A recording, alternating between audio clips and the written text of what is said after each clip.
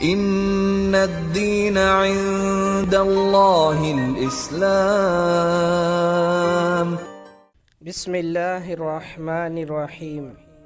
صرف 5 منٹ کا مدرسہ قرآن و حدیث کی روشنی میں۔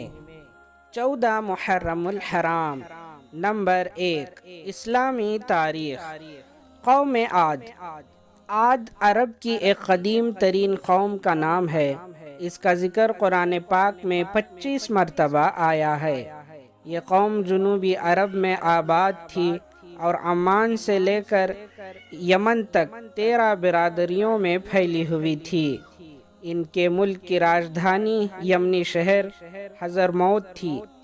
اس کا زمانہ حضرت نوح علیہ السلام کے تقریباً 400 سال بعد اور حضرت عیسیٰ علیہ السلام کے تقریباً 2000 سال پہلے کا ہے۔ یہ اپنے زمانے کی طاقتور قوم تھی اور فن تعمیر میں بڑی مہارت رکھتی تھی۔ پہاڑوں کو تراش کر شاندار عمارتیں بنانا ان کا محبوب مشغلہ تھا۔ یہ قوم مال و دولت کے نشے میں عیش پرستی میں مبتلا ہو گئی تھی۔ کمزوروں پر ظلم کرنا، حق بات کی مخالفت اور مال و دولت اور اپنی طاقت پر گھمنڈ کرنا ان کی فطرت بن گئی تھی۔ جب اس قوم کی ظلم و زیادتی اور شرک و بت پرستی حد سے بڑھ گئی تو اللہ تعالیٰ نے حضرت ہود علیہ السلام کو نبی بنا کر ان کی ہدایت کے لیے بھیجا۔ نمبر 2، حضور صلی اللہ علیہ وسلم کا معجزہ۔ حضور صلی اللہ علیہ وسلم کے پسینے کی خوشبو۔ حضرت انس رضی اللہ عنہ فرماتے ہیں، ایک دن رسول اللہ صلی اللہ علیہ وسلم ہمارے یہاں تشریف لائے اور قیل اللہ فرمایا۔ جب آپ صلی اللہ علیہ وسلم کو پسینہ آیا تو میری والدہ ایک شیشی لائیں اور پسینہ پوچھ کر جمع کرنے لگیں۔ اس دوران رسول اللہ صلی اللہ علیہ وسلم کی آنکھ کھل گئی۔ آپ صلی اللہ علیہ وسلم نے پوچھا، ام سلیم تم یہ کیا کر رہی ہو؟ انہوں نے عرض کیا، میں آپ کے پسینے کو جمع کر رہی ہوں تاکہ ہم اسے خوشبو کے طور پر استعمال کریں۔ مسلم۔ نمبر 3، ایک فرض کے بارے میں۔ شوہر کی وراثت میں بیوی کا حصہ۔ قرآن میں اللہ تعالیٰ فرماتا ہے، ان عورتوں کے لیے تمہارے چھوڑے ہوئے مال میں 1/4 حصہ ہے جبکہ تمہاری کوئی اولاد نہ ہو، اور اگر تمہاری اولاد ہو تو ان کے لیے تمہارے چھوڑے ہوئے مال میں 8واں حصہ ہے۔ ان کو یہ حصہ تمہاری وصیت اور قرض کو ادا کرنے کے بعد ملے گا۔ سورہ نساء آیت نمبر 12۔ نمبر 4، ایک سنت کے بارے میں۔ صبح کے وقت کی دعا۔ رسول اللہ صلی اللہ علیہ وسلم نے فرمایا، جب تم صبح کرو تو یہ دعا پڑھو، اللہم بک اصبحنا وبک امسینا وبک نحیا وبک نموت والیک النشور۔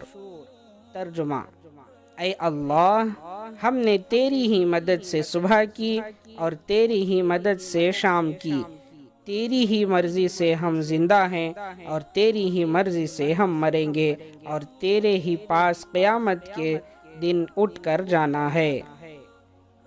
نمبر 5، ایک اہم عمل کی فضیلت۔ استخارہ کرنا نیک بختی کی علامات۔ رسول اللہ صلی اللہ علیہ وسلم نے فرمایا، ابن آدم کی نیک بختی اور سعادت میں سے یہ ہے کہ وہ اللہ سے اپنے کاموں میں استخارہ کرے، اور آدمی کی بدبختی میں سے یہ ہے کہ اللہ تعالیٰ سے استخارہ کرنا چھوڑ دے۔ نمبر 6، ایک گناہ کے بارے میں۔ زکوٰۃ نہ دینے کا انجام۔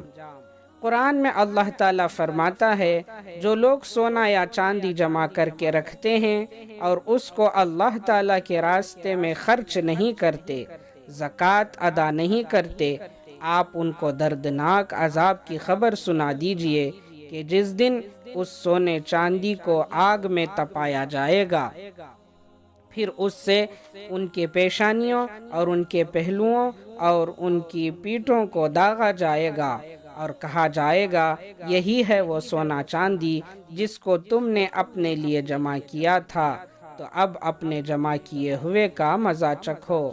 سورہ توبہ آیت نمبر 34 اور 35۔ نمبر 7، دنیا کے بارے میں۔ مال و اولاد دنیا کی زینت۔ قرآن میں اللہ تعالیٰ فرماتا ہے مال اور اولاد یہ صرف دنیا کی زندگی کی ایک رونق ہے، اور جو نیک اعمال ہمیشہ باقی رہنے والے ہیں وہ آپ کے رب کے نزدیک ثواب اور بدلے کے اعتبار سے بھی بہتر ہیں اور امید کے اعتبار سے بھی بہتر ہیں، لہٰذا نیک عمل کرنے کی پوری کوشش کرنی چاہیے اور اس پر ملنے والے بدلے کی امید رکھنی چاہیے۔ سورہ کہف آیت نمبر 46۔ نمبر 8، آخرت کے بارے میں۔ جہنم کی گرمی۔ حضرت عمر رضی اللہ عنہ بیان کرتے ہیں کہ جبرائیل علیہ السلام نے رسول اللہ صلی اللہ علیہ وسلم سے کہا، مجھے اس ذات کی قسم جس نے آپ کو حق کے ساتھ بھیجا ہے، اگر جہنم سے ایک سوئی کے ناکے کے برابر سوراخ کر دیا جائے تو اس کی گرمی سے روئے زمین پر رہنے والے سب مر جائیں۔ نمبر 9، طب نبوی سے علاج۔ بواسیر اور جوڑوں کے درد کا علاج۔ رسول اللہ صلی اللہ علیہ وسلم نے فرمایا انجیر کھاؤ کیونکہ یہ بواسیر کو ختم کرتا ہے اور جوڑوں کے درد میں مفید ہے۔ نمبر 10، نبی صلی اللہ علیہ وسلم کی نصیحت۔ حضرت ابو ہریرہ رضی اللہ عنہ فرماتے ہیں میرے خلیل رسول اللہ صلی اللہ علیہ وسلم نے مجھے 3 چیزوں کی وصیت فرمائی، میں ان کو مرتے دم تک نہیں چھوڑوں گا۔ نمبر 1، ہر مہینے 3 نفلی روزے رکھنے کی۔ نمبر 2، نماز چاشت کم از کم 2 رکعتیں پڑھنے کی۔ اور نمبر 3، سونے سے پہلے وتر پڑھنے کی۔ بخاری۔ اللہ تعالی ہم تمام کو عمل کرنے کی توفیق عطا فرمائے۔ سبحان اللہ و بحمدہ، سبحانک اللہم و بحمدک، ونشہد ان لا الہ الا انت، نستغفرک و نتوب الیہ۔